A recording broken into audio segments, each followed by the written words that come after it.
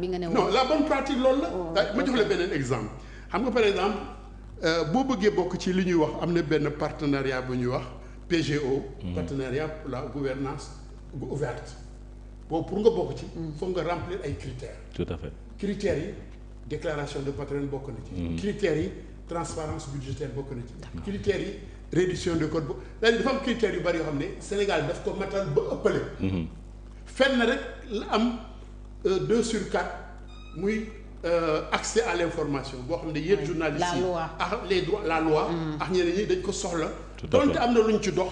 man fekke naa ba ñu tëral mbir bi ba yóbbu ko secrétariat ba d'accord ci conseil de yóbbu ko secrétariat gouvernement pour ñu mën ko pare war na sax xaw ma fu ñu toll ñoom. te du seen moomeel du seen jëf de. premier ministre annoncé na ne keroog léegi tey ñu. du dëgg kon mën naa la wax ne loolu boo ca bëggee boobu da ngay remplir ay critères muy mayeb aussi da ngay am foog nga am ay critères bu ñu la mënee nangu ne def nga lii def nga lii.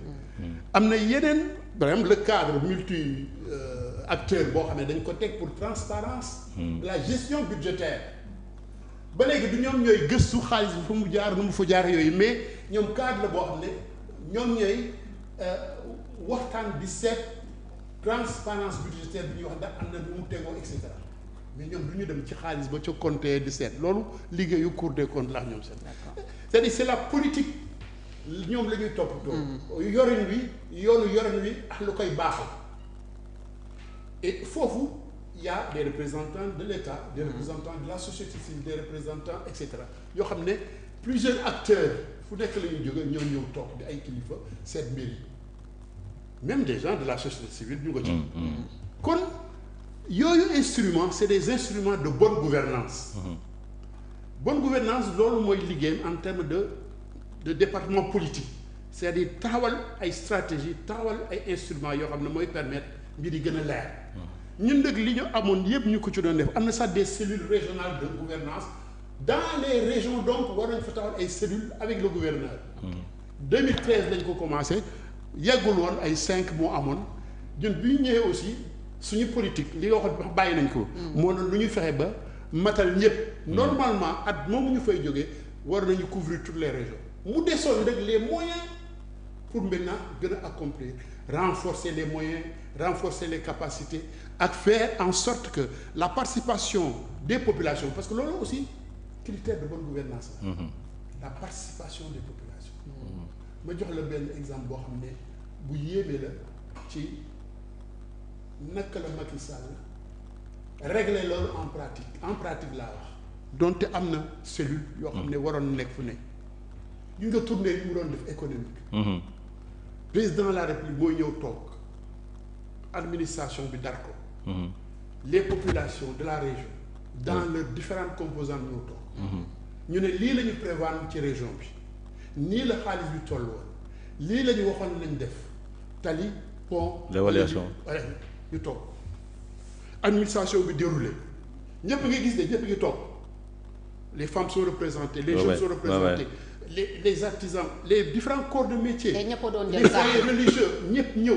ñëpp toog ñëpp doon jël kàddu on se rappelle ñu def l'évaluation évaluation loolu lan la réduction des comptes tout à fait rendre compte loolu la mais la participation des populations loolu la transparence loolu la démocratie mooy loolu ñun ci loolu lañ doon liggéey man bi ma ñëwee li ma bëggoon def mooy loolu laa bëggoon xóotal fexe ba li ñuy wax pencoo ñu def benn kii bu rëy national ba loolu ñu mën ko gën a dëgëral gën ko mën a wéral ñu def ko fépp nag wane exemplarité Sénégal te ma wax la gis nga au plan international ñun am nañu exemple yoo xam ne dootuñu daw derrière les instituts internationales loo xam ne loolu ñuy toppatoo mais Afrique dafa am ay valeurs ay pratiques yoo xam ne mënoon na ko wane dans le monde muy contribution du Sénégal de Macky Sall sur ce qu'est la bonne gouvernance et comment l'Afrique peut apporter une pierre sa contribution à l'édification de cette bonne gouvernance au plan international. Super. Moi j'ai suivi. te boo leen seetloo même les droits de l'homme parce que day ñëw tofu ci droits de l'homme day ñëw tofu ci kii bi. ci bonne gouvernance ak yelleef. parce que nit ñi mënoo toroxal jigéen ñi ba noppi ne yaa ngi bonne gouvernance. mënoo toroxal xale yu ndaw yi ba noppi ne yaa ngi bonne gouvernance et cetera et cetera. manoo bedd ñenn ñi ba noppi ne yaa ngi ci bonne gouvernance daf ñuy topp li sàmm ak yelleefu doomu aadama. ba ñun amoon nañu programme boo xam ne ñuy def sax ba prison yi ñu gën leen humaniser ba introduire là-dedans toute une activité culturelle qui permet de rendre la prison intelligente. En termes de rendre les prisonniers, de les alphabétiser, de les mettre en rapport avec les connaissances pour ñu mën a dem ci kanam. gën a mën nekkaat delluwaat ci nit yi. Et je peux te dire que malheureusement loolu antul ndax gis ngeen xam ngeen ni mu demee. mais boo convoqué boo jëlee même cette question des droits boo convoqué la charte de Korokan Fouga. 13e siècle. avant tubaab yi di génne ñun génne woon déjà. ay normes des règles qui avaient déjà réfléchi sur ce que sont les droits de l'homme. ku nekk nit ku ne femme yi ñu leen war a toppatoo xale yi fu ñu leen war a teg kii xiif sàcc mooy lan yu ba ñu teg ko. loolu pour ñun c'était un moment fort qui permettait à Macky Sall, à l'Afrique de manière générale, d'apporter sa pierre à la construction de ce qu'est vraiment la bonne gouvernance bañ ci ñu xeeb ñu. ba ñun africain ne xamuñu dara ñu leen ñu indil bonne gouvernance ci lii wala ci lii ñun ñu dem au-delà. pour wane suñu spécificité mais wane aussi suñu apport dans cette affaire-là. Il y avait d'autres affaires yoo xam ne waroon nañu ko gën a dëgëral. ci liggéey bi wax naa la loi sur l'accès. D'accord. liggéey nañu ko ba mu sotti à l'information. te loolu lu amoon solo la. li ñu xawoon tardel sax j'ai rencontré les journalistes. J'ai rencontré à leur siège, j'ai rencontré au maison de la presse, Babacar, j'ai rencontré des organisations des droits humains. ñu waxtaan ci lenn rek la ñu waroon yeggali mooy comment protéger les lanceurs d'alerte. Oui loolu yegg nañ ba foofu comment protéger les lanceurs d'alerte pour que ñu mën a yóbbu affaire bi nag Assemblée nationale. J'espère que ñi fi ne ils vont peut-être accomplir la dernière. kon Macky Sall amoon na yéenay def loi de protection des lanceurs d'alerte. Non mais dafa élément la boo xamee ne ci accès à l'information. waa société civile la loi sur l'accès à l'information. voilà moo indi loolu moo indi ñu dugal ci aspect boobu. moo xawoon tardel parce que lu ñëw la après. ils ont plaidé sur cette affaire devant moi. On a discuté. Le Forum civil notamment il était question a porté ce combat. De voir simplement comment encadrer ça de sorte que quand même État continue d'être l'État. Tout à fait. Qui puisse préserver les intérêts de tout le monde. Parce que boo bàyyee noonu rek yow mën nga jóg rek ne. On va verser dans la délation. Bon Adama yow voilà. Oui. D'ailleurs moi je trouve c'est une question qui doit être bien approfondie et réfléchie parce que il y a des métiers dédiés et des professionnels de l'information et de la communication qui sont mieux à même de pouvoir gérer cette question et ne pas laisser ça à. C'est-à-dire dëkk yi mu am sax au niveau international ces gens-là sont très bien protégés et c'est des professionnels. du ku nekk rek mooy taxaw di wax quoi. du ku nekk mooy taxaw am ay soupçons parce que présentement gis nañ ku wax rek ñu ne man lanceur d'alerte là je me permets de dire certaines choses or que ça doit pas se passer comme ça. Mais c'est pour dire fu ñu yeggoon. ci encore une fois. ci wàllu bonne gouvernance ak ay réformes politique bonne gouvernance ak réforme. politique yorin réew bu sell buy andil njariñ ndëkk askan bi. parce que politique bu dul andil njariñ askan amul njariñ. Rapidement monsieur le ministre boo ma ko mayee rek. nga expliquer alors noo comprendre tey li ñuy accuser Macky Sall ak régime am yépp ci Cour des comptes une dette cachée de 7 milliards de dollars plus de 4500 milliards.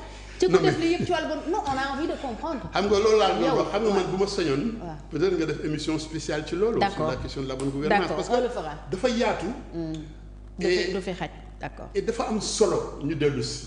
man def naa benn contribution à la presse sur affaire boobu xaw ma ndax mën nañ ko génn waat wala déet def naa beneen contribution ci benn ouvrage également collectif bu doon def sargal ci Macky Sall mais loolu yëpp mën nañ ko génne dellu si. D'accord. pour wax rek ne ñu bari dañu foog ne bonne gouvernance réduction des comptes le point. Ça va au-delà. C'est un aspect de l'ensemble. te lu ne dafa am nu ñu koy tekkee ak nu ñu koy firee mais aussi nu ñu koy liggéeyee. parce que war naa la léegi par exemple ñun on ne s'occupe pas de la gestion financière nu mu demee xaalis fu mu dugg fu mu génne noonu déedéet ñun c'est la politique globale qui permet de mettre en place des mécanismes et des instruments permettant de réaliser la bonne gouvernance parce que bonne gouvernance mënul am bu fekkee ne population seen bopp approprié wuñu xam nga li mu bëgg a wax pour mën a mieux surveiller mieux jubal mieux accepter même la reddition des comptes seen biir sax si seen bopp yi leen di jiite ñoom ñi ñuy jiite ci suuf ba foo mën a dem ci décentralisation sax dafa bokk ci bonne gouvernance donc lu am solo. d'accord léegi je suis d'accord. mën nañ fi nekk ba suuf dañuy def une autre émission sur la bonne gouvernance. waaw mën nañ dellu si. on a parce que soo déggee ni muy waxee. on ne peut pas avoir une bonne politique de bonne gouvernance et mettre en place des mécanismes d'avoir une dette cachée mënul nekk. on fera une émission. c'est-à-dire loolu la bëgg wax c'est-à-dire sooy dégg c'est contradictoire. loolu moo tax d'ailleurs man j'insiste pour comprendre. Non, c'est-à-dire que du point du bon sens encore une fois il y a des spécialistes qui peuvent dire mais dette cachée kan lañ ko caché parce que dette moom dette la. non je veux dire kan lañ ko nëbb yow kii la lebal moom. xam nga ne lebal nga ko te bind nga ko yow mii leb xam nga ne leb nga te bind nga ko. mais problème bi économiste dañ lay wax de en fait gars yi li ñuy wax yëpp mooy dañu boole yoo xam ne. bokku ci boole kon mu ne ko. y a la dette administrative. et puis bon beneen affaire. yow même explication nga jàpp yow. xam nga man loolu la jàpp. d'accord non loolu laa bëggoon xam man. yow loo expliquer li ñu wax non mais boo dégloo sax. face à am na koo xam ne quand même ci réew mi tey il fait autorité. dans cette question muy Malick Ndour. mais li mu wax ba léegi kenn weddiwu ko. APR d'ailleurs def na contre rapport. non y a un rapport contre rapport oui jox na ko FMI benn site boo xam ne ku nekk mën nga dem. seeti rapport yi d'accord donc je veux dire simplement à ce niveau là que lu yéemee ngoom. nga ne dañ ko caché kuñ ko caché. oui lu tax ñu caché ko. waaw ça c'est la grande question alors rapidement temps bi mu ngi ñuy dab monsieur le ministre lu jëm ci wàllu loi d'amnistie bi keroog ba ko Aïssata Tall Sall di défendre assemblée nationale yéen a àndoon ñu attaqué cette loi ñu def plutôt une loi d'interprétation opposition bi attaqué ko conseil constitutionnel jox leen dëgg en rejetant la loi